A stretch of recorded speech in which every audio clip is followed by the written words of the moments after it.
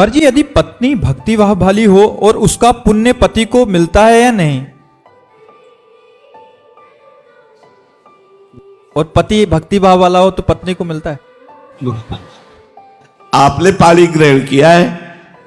जो पति होता है ऐसे होता है, पति का हाथ नीचे होता है और पत्नी का हाथ ऊपर, उसे पाणी ग्रहण संस्कार कहते हैं विवाह को।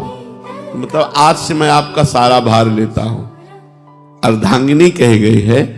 तो यदि पत्नी जब तक व्रत संयम नियम आदि कर रही है और पति मनमानी आचरण कर रहा है तो पति की दुर्गति होगी और पत्नी को परम कल्याण होगा। और पत्नी यदि केवल अपने पति में आसक्त है, पति की आज्ञा का पालन करती है, पति की सेवा में रहती है और कोई तप भजन नहीं है और पति उसका भजनानंदी है, तो उसका कल्याण हो जाएगा, पत्नी का कल्याण हो जाएगा पति उपासना मात्र से।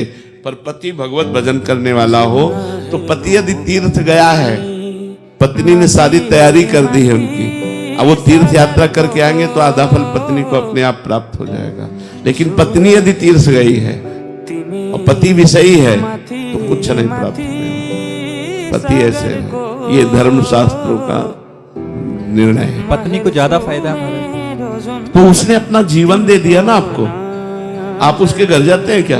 वो आपके घर आती है अपने परिवार को छोड़ करके और अपना पूरा जीवन दे दिया, तन मन प्राण सर्वस्व समर्पित करके आपकी सुख के लिए लग गई। तो आप ही पाणी ग्रहण के सारा भार आपको निर्वाह करना पड़ेगा।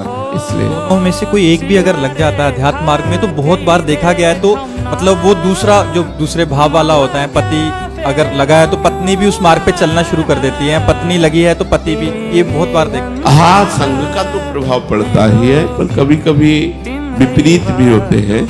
कई ऐसे भक्त आए हैं जो बताया, मतलब उनकी स्त्री स्वरूप में वो भक्त हैं, तो उन्होंने बताया कि हमारे सास ससुर और पति सब मांस खाते हैं। अब वो वैष्णव है तो बहुत समस्या आती है, महाराज जी कैसे।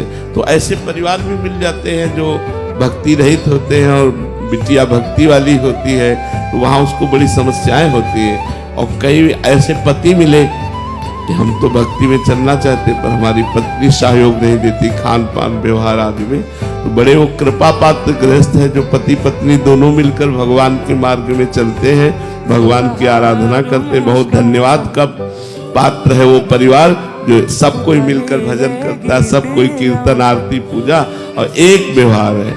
और अलग अलग व्यवहार में थोड़ा प्रतिकूलता तो होती है। अब मान लो उसका पति है और वो प्रतिकूल आचरण करने वाला है, तो पत्नी को तो उसके सेवा में रहना है और सारी की सारी भक्ति की प्रतिकूलता उसको मिलेगी। पर धन्यवाद पात्र है कि यदि वो ऐसी प्रतिकूलता में भक्ति कर ले जाए तो भगवान की विशेष कृपा प्राप्त